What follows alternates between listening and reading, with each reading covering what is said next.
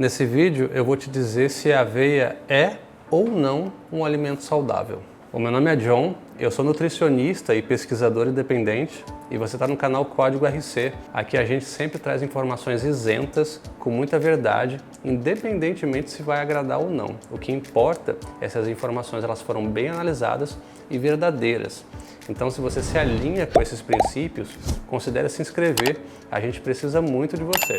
Olha, se prepara porque esse aqui é um vídeo denso, ele está com muita informação, ele está muito denso em termos de informação sobre a aveia e que você provavelmente vai ter que revisitar esse vídeo outras vezes ou até absorver esse vídeo em partes. Eu tentei simplificar o máximo possível, mas tendo cuidado de passar o panorama bastante abrangente e isento a respeito da aveia. Inclusive eu já alerto aqui que muitos podem se decepcionar com as informações que a gente vai apresentar, mas a gente precisa passar a verdade dentro daquilo que a gente vê em tudo que a gente analisa aqui no canal. Então já prepara aí o caderninho, o seu bloco de anotações e também prepara o coração, porque tem muita informação forte a respeito da aveia. O motivo de eu fazer esse vídeo é porque eu não vi nenhum outro, seja em português ou em inglês, que tivesse feito uma análise tão profunda, que eu estivesse satisfeito com a análise que fosse feita, né, de uma maneira cuidadosa e isenta o bastante para que eu pudesse confiar. Aqui no YouTube tem pessoas até com milhões de inscritos, né? E que eu vejo que é uns vídeos meio que em cima do muro, né? Que às vezes fala, aveia é bom para uns, não é bom para outros, ou X motivos para você consumir aveia, X motivos para você não consumir aveia. E aí a informação ela fica sempre um pouco rasa e tudo mais. Eu não curti muito, por isso que eu tive o cuidado de estudar tanto e trazer isso tudo para vocês de uma maneira compilada e fácil de entender. Espero que eu consiga cumprir essa missão. Então vamos lá, a aveia é aquele tipo de alimento que é quase uma unanimidade as pessoas dizerem que a aveia é saudável. Eu cresci assim, eu cresci aprendendo que a aveia era saudável, que podia comer à vontade, tarará. E bom, pelo menos até agora, né, que a gente não tinha tanto acesso à informação assim. Inclusive muitos nutricionistas recomendam esse cereal como sendo muito nutritivo, amigo do emagrecimento por ser uma fonte de vitaminas, minerais e fibras. Se você for buscar na internet, o que não vai faltar são sites, artigos, matérias de jornais, blogs dizendo que a aveia é maravilhosa, cheia de nutrientes e cheia de benefícios. Aliás, todo mundo que se atreve a falar mal da aveia sofre críticas severas e até tem que fazer novos vídeos para justificar por que tiveram aquela posição, né? E para que as pessoas tenham uma boa resposta das coisas, é necessário primeiro ter uma boa pergunta. Então vamos começar com a pergunta mais básica de todas, que é: o que é a aveia? A aveia é um cereal, um grão, como o trigo, por exemplo.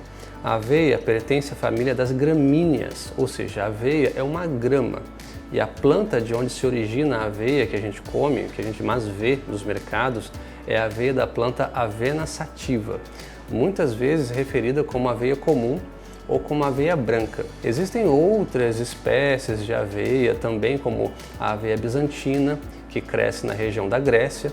Também existe a aveia abissínia, que cresce na região da Etiópia, mas hoje a gente vai falar basicamente da aveia branca, vinda da Avena sativa, que é a aveia mais cultivada do mundo e que todo mundo praticamente tem acesso. Um grão de aveia é composto basicamente da casca, do endosperma, que é a matriz proteica do grão da aveia, e também do germen, que é a parte embrionária. Muito similar, né, a um grão de trigo, por exemplo. No mercado você provavelmente vai achar diferentes apresentações de aveia, como farelo de aveia, aveia em flocos, farinha de aveia e até mesmo leite de aveia. Sem contar com produtos de higiene, produtos para pele, etc. E como é que a aveia entrou na nossa vida? O uso da aveia como alimento humano não é tão antigo quanto o trigo, por exemplo. Por muito tempo, essa gramínea foi considerada uma erva daninha, uma praga vegetal, e era comumente dada aos animais como alimento. De acordo com o arqueólogo John Williams, os antigos romanos consideravam a aveia um trigo doente. Os antigos gregos usavam a aveia para experimentos medicinais. Ovídio e Hipócrates mencionam em seus registros a aveia como sendo um remédio para doenças de pele, por exemplo. Também existem registros que os antigos escandinavos, por volta de 1500 depois de Cristo, usavam a aveia como ração e também para fazer cerveja. Avançando até o século XIX, um médico, empresário e grande entusiasta do vegetarianismo, chamado John Kellogg, trabalhava na elaboração de um produto à base de uma pasta de milho, trigo e aveia, que serviria para substituir o café da manhã da população e que anos mais tarde veio a se tornar o cereal matinal mais popular do mundo. Em 1901 foi fundada a maior empresa produtora de aveia do mundo até os dias de hoje. Em números atualizados, a aveia é produzida na faixa de 23 milhões de toneladas por ano, sendo a Rússia a maior produtora e o Brasil ocupando o 7º lugar. Do total da produção de aveia, aproximadamente 78% é para alimentação animal, 18% para alimentação humana e os 4% restantes para uso industrial, para a produção de produtos de higiene, cremes para pele, shampoo e assim por diante. Muito bem, agora que você já entendeu como que a aveia foi se achegando na nossa vida, vamos olhar o perfil nutricional desse cereal. A aveia, ela tem uma porção de 66%, de 66 a 71% de carboidratos, 7% de gorduras e 17% de proteínas. Vamos começar a analisar os aspectos nutricionais da aveia, começando pela sua característica principal, que é o fato da aveia ser um grão. Via de regra, pessoal, todo grão é também uma semente. E as sementes são aquelas partes das plantas que têm por função dar origem a uma outra planta. É como se fosse a gestação daquela planta. E isso, na natureza, é um aspecto crucial no sentido evolutivo. Se não fosse por essa programação que os seres vivos têm, né, de proteger a sua prole, a sua cria, nós provavelmente já teríamos desaparecido do planeta, todos os seres vivos, né? Olha só, de forma geral, nós temos um mecanismo programado no nosso DNA de proteger as nossas crias, ou seja, nossos filhos. Esse instinto de proteção que nós temos para com os nossos filhos, esse amor incondicional que pais e mães têm pelos filhos, são resultado dessa nossa programação genética para poder proteger as nossas crias. Porque esse é um mecanismo muito primitivo que garante a nossa perpetuação no mundo como espécie. E isso não é exclusividade dos seres humanos. A natureza em geral é assim, inclusive com animais na vida selvagem, né? Tenta mexer com uma galinha que está lá em volta dos seus pintinhos só para você ver. Eu mesmo já fiz isso quando eu era criança e olha, eu acho que eu estou traumatizado até hoje, porque, olha, não tenta fazer isso porque ela vai sair correndo atrás de você como se fosse uma leoa para poder proteger os seus pintinhos, né? A mesma coisa acontece com a pata, né, com seus patinhos, da leoa com seus leõezinhos, das zebras com as suas zebrinhas. Ou seja, os animais, né, os seres vivos de maneira geral, tendem a proteger as suas crias. Eu me lembro que eu assisti um vídeo da vida selvagem onde tinha um gnu, né, com o seu gnuzinho lá, com o seu filhote, e 2 leões vieram para poder atacar o filhote, né? Ou seja, os leões eles vêm na presa mais fácil. E o gnu mãe, né, vamos dizer assim, se jogou na frente dos leões e serviu até como sacrifício, né, para poder proteger o filhote. Ou seja, aquele gnu, ele foi totalmente de encontro ao seu próprio instinto, né? Foi totalmente contrário ao seu próprio instinto de sair correndo. Não saiu correndo, ficou e serviu ali, né, tadinho, de comida para os leões, e o filhote sobreviveu e saiu correndo. Para você ver que existe sim na natureza um mecanismo de proteção, né? E essa proteção das nossas crias não é à toa, né? Ela tem a ver com a nossa continuidade no planeta, como eu já comentei. Com as plantas não é diferente. Só que as plantas, elas não têm garras, não têm bico, não têm unha, não têm dentes, não têm perna, não têm cérebro, não tem nada. Por isso que, por via de regra, nas sementes existe algo chamado antinutriente. Uma das definições bem simples, né, do que é considerado antinutriente é qualquer substância que evita a absorção de outros nutrientes, ou seja, que rouba a absorção de minerais e de vitaminas. E existem diversas substâncias desse tipo na natureza, em diferentes plantas, tais como o glucosinalato, como a lectina, como o oxalato, fitato, saponinas, taninos e assim por diante. Os antinutrientes mais presentes nos grãos, de forma geral, são os fitatos, as lectinas, as saponinas e as taninas. E nesses grãos a gente inclui a própria aveia, feijão, arroz, lentilha, guando, vagem, ervilha, milho, trigo, centeio, cevada e a lista vai embora. Via de regra, todo grão contém antinutrientes em maior ou em menor grau. Basicamente, os antinutrientes, em uma linguagem bem simples, é o veneno desenvolvido pela planta para que outros animais não comam as sementes dessas plantas, porque não é na semente que a planta quer ser ingerida, quer ser comida. Outra coisa muito importante a se considerar nessa discussão ancestral das plantas: muitas pessoas que gostam de argumentar que um determinado alimento, ou uma semente, ou uma planta, ou um mineral, etc., é bom para seres humanos só porque tem nutrientes, e não é bem assim. Algumas pedras, elas são ricas em ferro e ninguém recomenda ficar comendo pedra, por exemplo, né? A gente tem que considerar que os nutrientes que as plantas depositam na sua semente é justamente para fazer com que aquela semente consiga germinar e se tornar uma nova planta. Aquela plantinha nova também precisa daqueles nutrientes.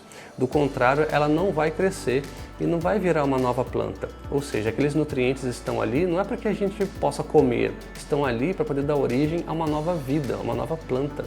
Seria um egoísmo da nossa parte achar que tudo no planeta que contenha nutrientes está lá para nos servir de alimento. E não é bem assim. Os animais precisam de alimento, as bactérias precisam de alimento, as plantas também precisam de alimentos e nutrientes, especialmente na semente, senão uma nova planta não cresce. Agora que você entendeu bem o papel das sementes e dos grãos na natureza, vamos colocar a lupa na aveia e analisar esse cereal um pouquinho mais a fundo, ainda falando de antinutrientes. Na aveia, a gente pode dar destaque a duas substâncias que são antinutrientes. A primeira delas é o fitato, ou ácido fítico. O ácido fítico é um bloqueador de minerais. Ele é uma substância presente em todos os grãos e sementes e compõe de 1 a 7% do peso total da semente.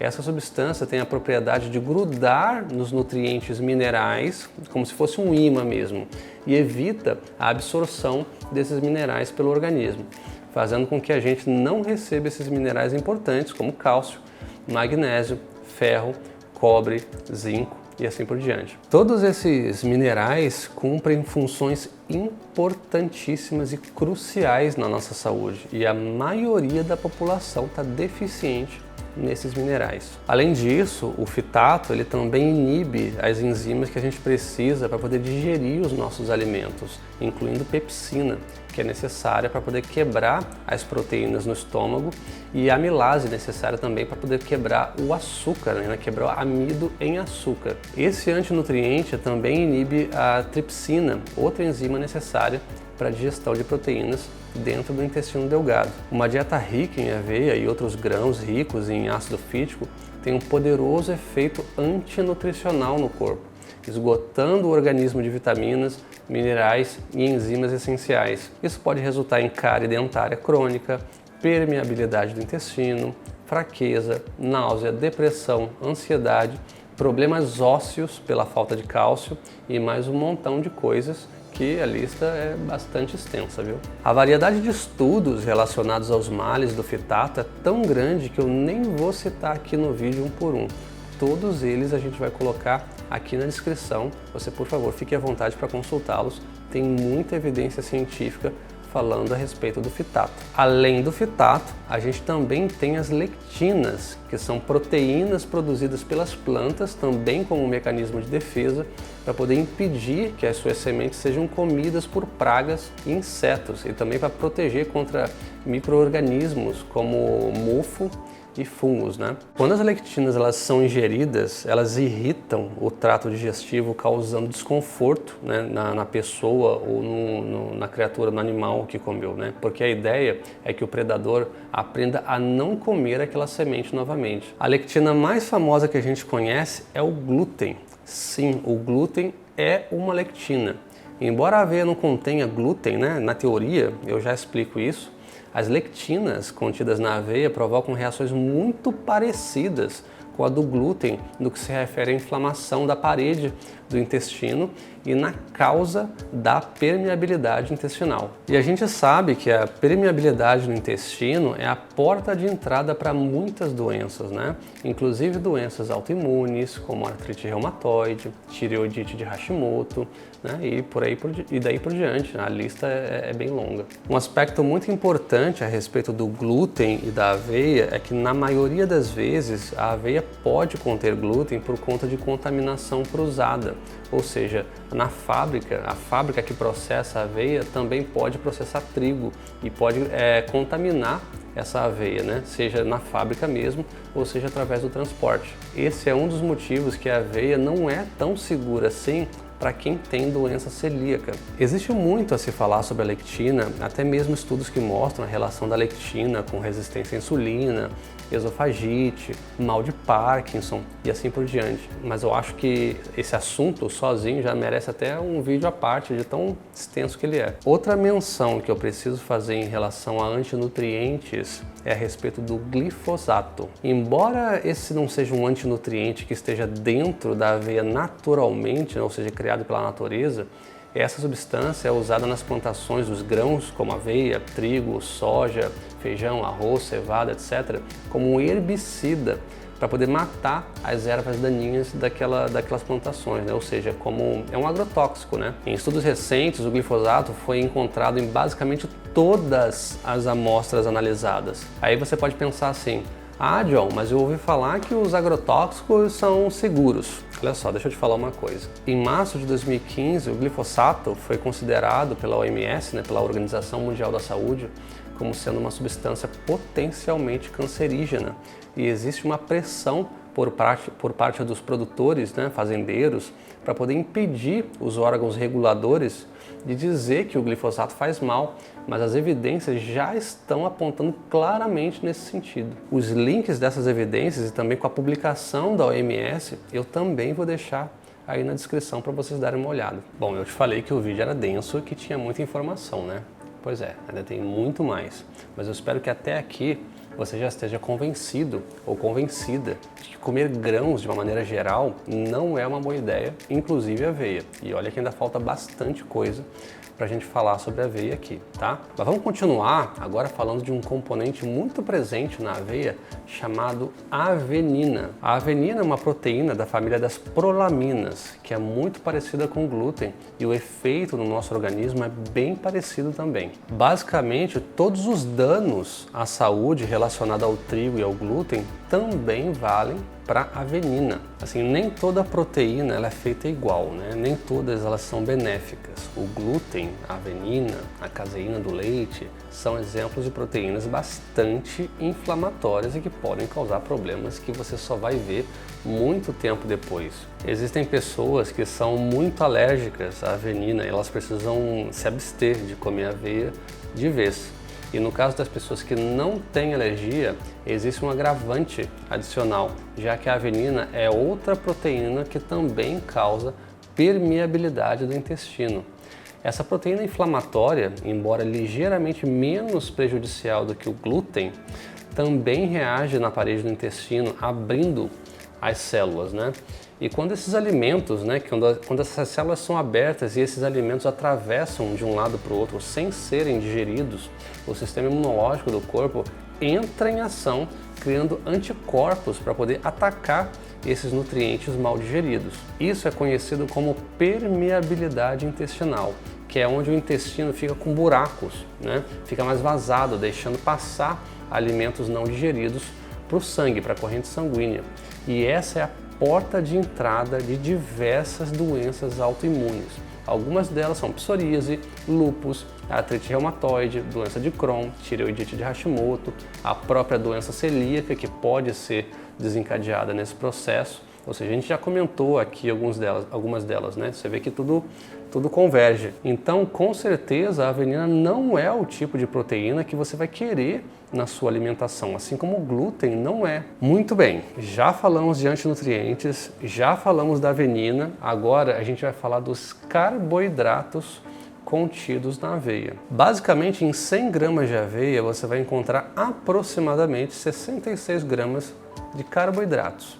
Se você for descontar as fibras que a gente não consegue digerir, a gente vai ter pelo menos 55 gramas de carboidratos que vão ser digeridos e potencialmente estocados como gordura no processo, de digestão. Por ela ser rica em carboidratos, e esses carboidratos são de fácil digestão, a aveia é um alimento de altíssimo índice glicêmico, que é a velocidade com que os carboidratos se tornam açúcar no sangue, se tornam glicose no sangue. E esse índice glicêmico fica ainda mais alto quando essa aveia já vem triturada ou ela vem refinada. Porque quanto mais você facilita aquele carboidrato de ser digerido, maior é o seu índice glicêmico. O índice glicêmico da aveia é de 55 numa escala de 0 a 100. Para fins de comparação, o índice glicêmico de um pão francês é de 71. Muito próximo. Mas falando ainda de carboidratos, ainda tem uma coisa muito interessante, sobre a aveia que você provavelmente nunca escutou falar, que é a amilopectina A. Fica comigo, porque agora essa história vai ficar interessante. Os carboidratos disponíveis na aveia, elas estão em forma de amido.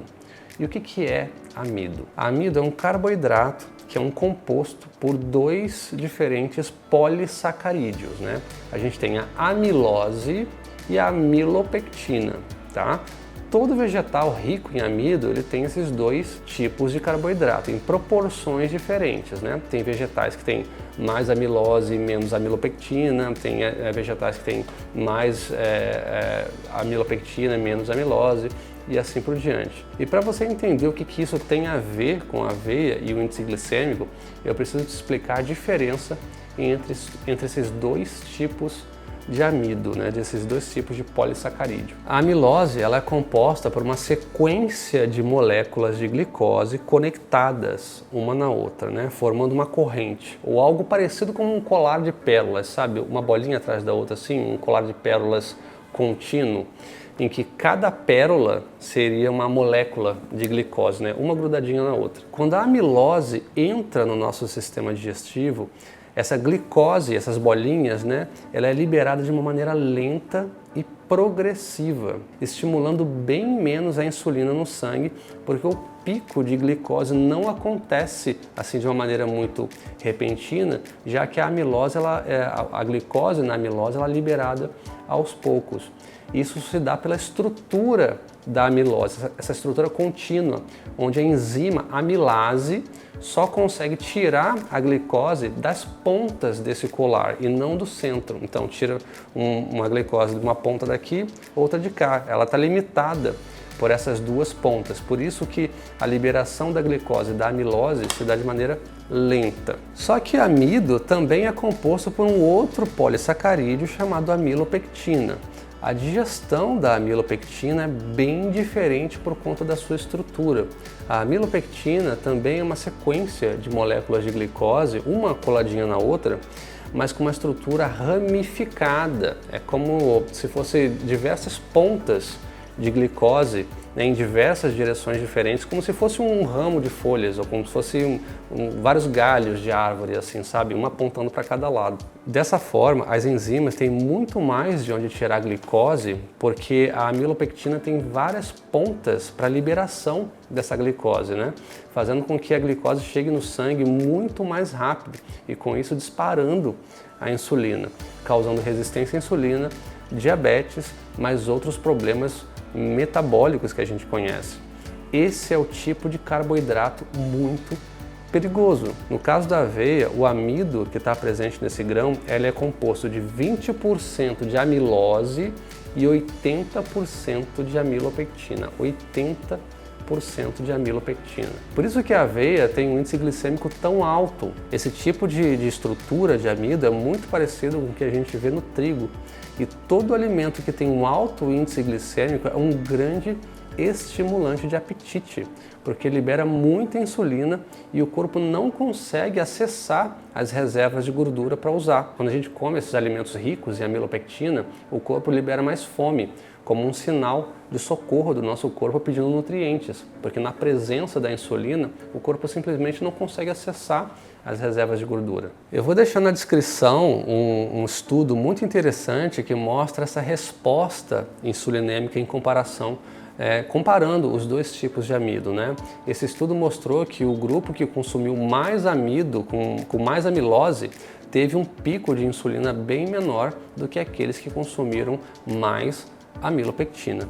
Confere lá na descrição, porque esse estudo é bem interessante. Bom, vamos lá. Agora a gente já falou da estrutura da aveia, a gente já falou de antinutrientes, a gente falou de avenina, a gente já falou de amilopectina, né? A gente falou um montão de coisas aqui, a gente falou de grãos, etc, etc. Agora a gente vai para a próxima página, né, da nossa análise. Vamos conversar agora sobre uma coisa muitíssimo importante que quase ninguém discute sobre essas coisas assim, de uma maneira tão franca, de uma maneira tão aberta, tá? A ciência é exata.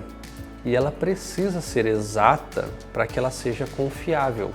Acontece que quando a ciência ela é transmitida para as pessoas, ela é normalmente comunicada com um jogo de palavras, né? Ou seja, com meias verdades ou carregadas de narrativas que podem sim alterar e muito o entendimento de quem recebe essas informações. E isso acontece o tempo inteiro. No caso da aveia não é muito diferente não, e eu te explico, me acompanha porque a história vai ficar interessante. A aveia ela é muito propagada como sendo um alimento saudável.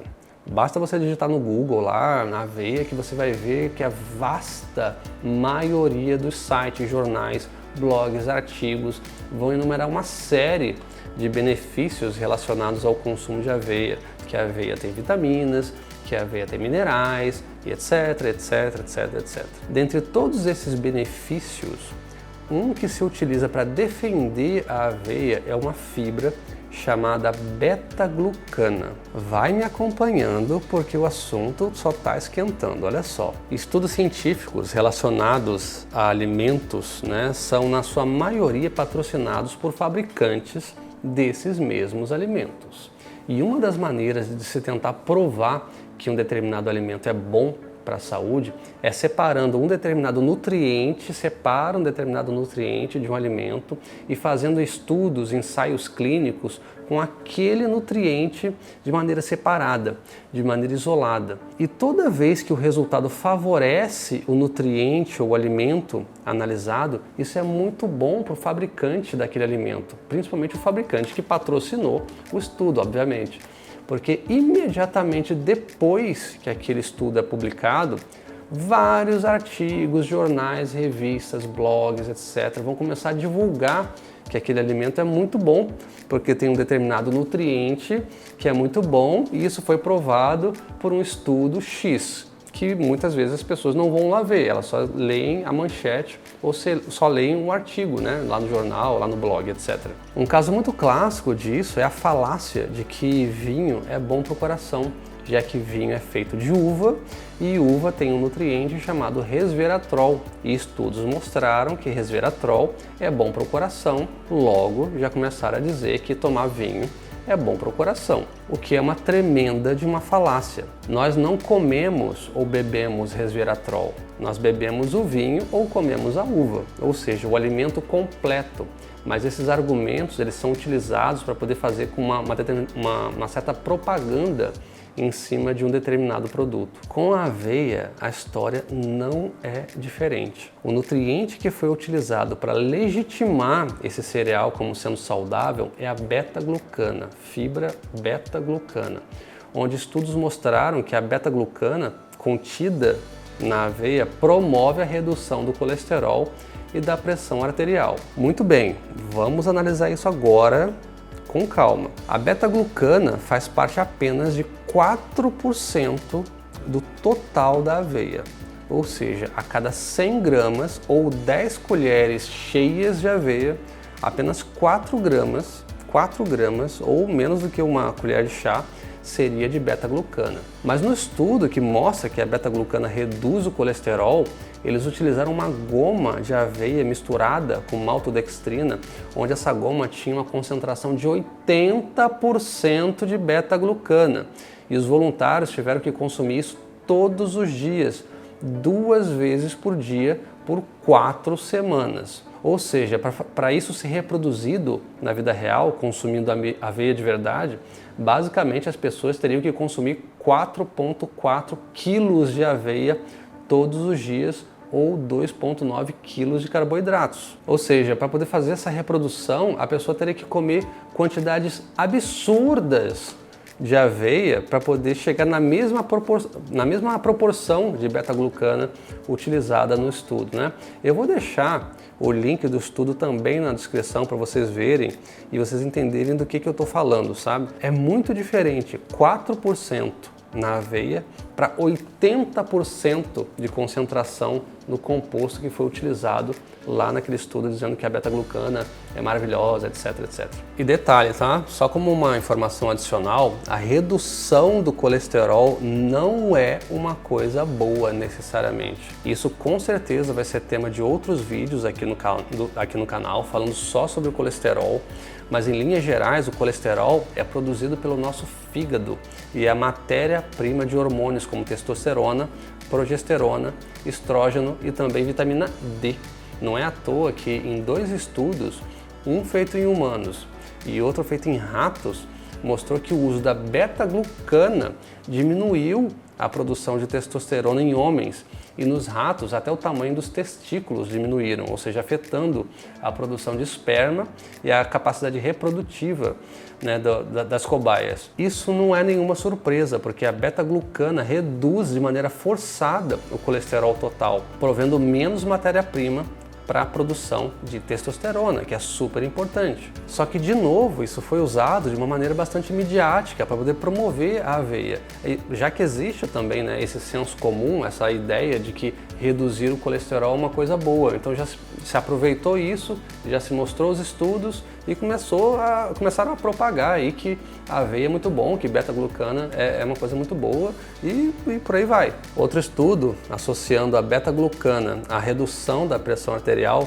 pode-se ver bem claro quem foi que financiou o estudo, dando um parecer favorável ao produto daquele patrocinador. Eu não vou falar aqui quem que patrocinou o estudo, porque isso aqui não é o objetivo do nosso canal. Eu vou deixar lá na descrição esse estudo e vocês fiquem à vontade para vocês irem lá e conferir quem que financiou esses estudos. Mas o mais incrível não para por aí não. Os voluntários receberam 170 gramas de um composto de aveia e pó de beta-glucana 3 vezes ao dia e cada porção tinha, pasmem, 658 calorias, isso para cada porção. Eram 3 vezes ao dia, totalizando 1.974 calorias só desse composto à base de aveia. Essa quantidade de calorias representa mais do que 1 quilo de frango todos os dias. O link desse maravilhoso estudo, né, falando da beta-glucana, tentando provar que a beta-glucana é maravilhosa, eu também vou deixar aí na descrição. Se divirtam com esse estudo aí, tá? Pessoal, assim, esse aqui é um vídeo extenso, mas eu também tentei resumir, porque é tanta coisa e cada assunto vai puxando uma coisa aqui, uma coisa colar, e aí você tem vários níveis de aprofundamento da lectina, da milopectina, da beta-glucana, etc, etc, etc. Então eu tentei trazer aqui as peças para poder fechar esse quebra-cabeça do porquê que propagam tanto que a aveia é tão saudável assim, por que um alimento industrial, um alimento refinado que está em todos os mercados do mundo inteiro, né, se propaga tanto que isso é muito saudável, que isso é muito nutritivo, né? Basta a gente observar essas coisas e a gente vê que existe sim um motivo por trás disso tudo, né? Um motivo que muitas vezes transcende aquele conhecimento que a gente tem, né, que a gente vê na mídia, que a gente vê nas revistas, que a gente vê nos blogs, e simplesmente a informação ela vai sendo passada, né, de um lado para o outro, ninguém analisa e as pessoas só vão reforçando aquela narrativa e tal, e todo mundo uma hora fica achando que a aveia é a coisa mais maravilhosa do mundo. É muito importante deixar muito claro aqui que a minha posição individualmente e também a posição do Código RC não é de que as empresas não podem ter lucro. Não, as empresas têm que ter lucro. As empresas têm que vender os seus produtos, sim. A indústria existe por um motivo e ela faz um papel fundamental na sociedade. A indústria não é a malvadona e tudo mais, não. Acontece que o que eu sou contra não é as empresas venderem os seus produtos nos mercados e as pessoas poderem ir lá e escolher consumir esses produtos livremente. As pessoas fazem o que elas querem, o que elas gostam, elas gastam o dinheiro delas com o que elas quiserem. O que eu sou contra é a decisão desinformada. E isso sim, é por isso até que nós existimos, né? De dar essa informação, para que as pessoas consigam determinar se aquilo ali realmente é boa para elas ou não. E ainda que elas digam assim, ah, não é boa para mim, mas eu quero comer aveia. Ok, tá tudo bem. Inclusive esse é um recado muito importante para você que chegou até aqui, antes de sair fazendo um monte de comentários, tacando pedra, como fizeram lá no nosso Instagram, falaram um monte de palavrão, não sei o quê. Eu não sei por que as pessoas são tão apaixonadas assim, né? Elas assumem um time e começam a tacar pedra e tal, enfim. Mas antes de você fazer isso, que fique bem claro, né, a nossa posição de que a gente não é contra que as pessoas comam aveia. Quer comer aveia? Pode comer. Quer comer chocolate? Coma. Quer comer bolacha? Coma. Quer comer qualquer coisa? Coma qualquer coisa. A nossa posição não é de impedir que as pessoas comam ou comprem nada. Na verdade, é informar, e com base na informação, as pessoas são livres para tomar as suas próprias decisões, né? Porque a liberdade, ela precisa existir, acima de tudo, as pessoas precisam ser livres, né? No mesmo mercado onde vende brócolis, também vai vender chocolate. No mesmo mercado onde vende guloseimas, onde vende pizza, também vende carne, também vende alface. E as pessoas decidem, ou elas vão pegar a pizza, ou elas vão pegar a alface, ou elas vão pegar a carne, ou elas vão pegar a guloseima, o doce, o chocolate. Enfim, vai continuar lá vendendo, mas as pessoas precisam estar informadas. E esse é o objetivo desse vídeo. Não esgotei sobre a aveia, mas eu espero ter dado um panorama muito mais amplo e muito mais profundo também a respeito de alguns aspectos importantes sobre a aveia. Eu espero que tenha sido útil para você, que tenha sido esclarecedor, por mais que possa ter sido decepcionante tudo que eu trouxe aqui, tá? Então, se você quer continuar comendo aveia, consumindo aveia, pode consumir, como a gente já reforçou aqui várias vezes, mas que seja uma decisão informada. Aqui o objetivo não é amolar a paciência de ninguém, é informar, tão simples como tal, né? Não é dizer o que as pessoas podem ou o que elas não podem fazer. Eu agradeço o seu like, também a sua inscrição, e eu te vejo no próximo vídeo.